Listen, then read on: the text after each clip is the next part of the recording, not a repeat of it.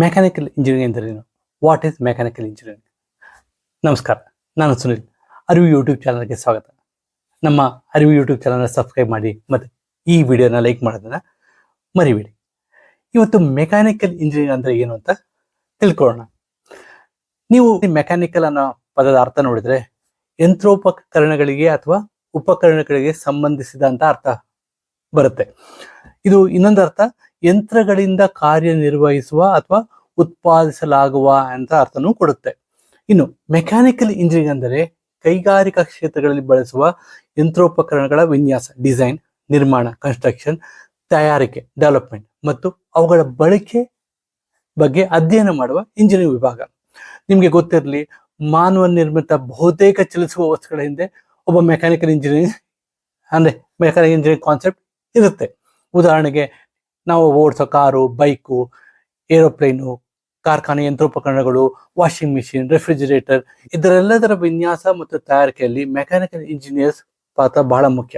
ಬಹಳಷ್ಟು ಜನಕ್ಕೆ mechanical engineering ಅಂದ್ರೆ ಫ್ಯಾಕ್ಟ್ರೀಸ್ ಅಥವಾ ಆಟೋಮೊಬೈಲ್ ಇಂಡಸ್ಟ್ರಿಗೆ ಮಾತ್ರ ಸೀಮಿತ ಅಂತ ಅಭಿಪ್ರಾಯ ಇದೆ. ಆದ್ರೆ ಈಗ ಕಾಲ ಬದಲಾಗಿದೆ. ನಾವು ಮೆಕ್ಯಾನಿಕಲ್ ಇಂಜಿನಿಯರಿಂಗ್ನ robotic, automation, 3D printing, solar energy, wind energy, hydro power ಇಂಥ ಎಲ್ಲಾ ವೇಗವಾಗಿ ಬೆಳೆಯುತ್ತಿರುವ ತಂತ್ರಜ್ಞಾನ ಕ್ಷೇತ್ರಗಳಲ್ಲೂ ಮೆಕ್ಯಾನಿಕಲ್ ಇಂಜಿನಿಯರಿಂಗ್ಗೆ ದೊಡ್ಡ ಬೇಡಿಕೆ ಇದೆ.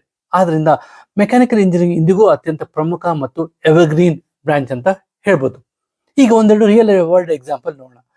ಮೆಕ್ಯಾನಿಕಲ್ ಇಂಜಿನಿಯರಿಂಗ್ ಅತ್ಯುತ್ತಮ ಉದಾಹರಣೆ ಅಂದ್ರೆ ನಮ್ಮ automobile industry.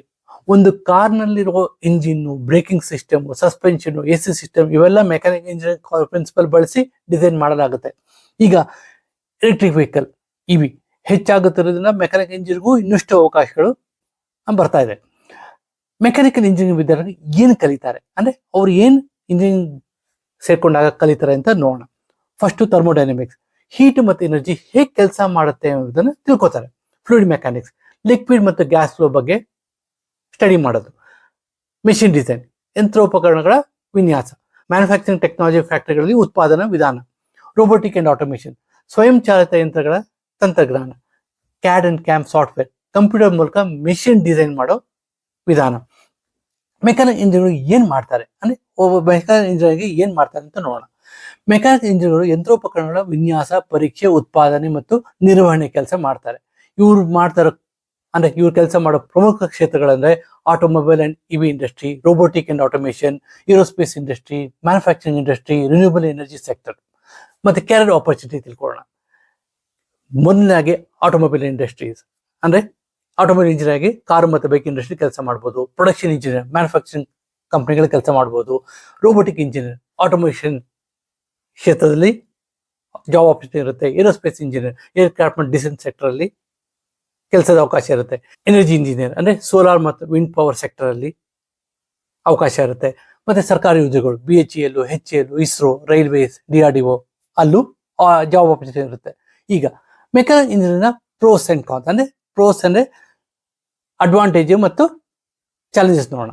Advantage, evergreen engineering branch, ಹಲವಾರು ಕ್ಷೇತ್ರಗಳಲ್ಲಿ ಉದ್ಯೋಗ ಅವಕಾಶ ಇರುತ್ತೆ.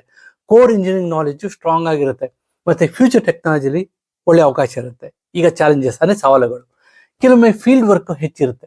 ಕೋರ್ ಜಾಬ್ ನಲ್ಲಿ ಕಾಂಪಿಟೇಷನ್ ಬಹಳ ಇರುತ್ತೆ. ಮತ್ತೆ ಹೊಸ ಟೆಕ್ನಾಲಜಿಯನ್ನು ನೀವು ನಿರಂತರ ಕಲಿಬೇಕಾಗತ್ತೆ. ಇಲ್ಲಿ ನಿಮಗೆ ಸ್ಯಾಲ್ರಿ ಕಮ್ಮಿ ಇರುತ್ತೆ ಇನಿಷಿಯಲಿ, ಆಮೇಲೆ ಜಾಸ್ತಿ ಆಗ್ತಾ ಹೋಗುತ್ತೆ. ಯಾಕಂದ್ರೆ ಸಾಫ್ಟ್ವೇರ್ ಸ್ಯಾಲ್ರಿ ಕಂಪೇರ್ ಮಾಡಿದಾಗ ಇದು ಕಮ್ಮಿ ಇರುತ್ತೆ.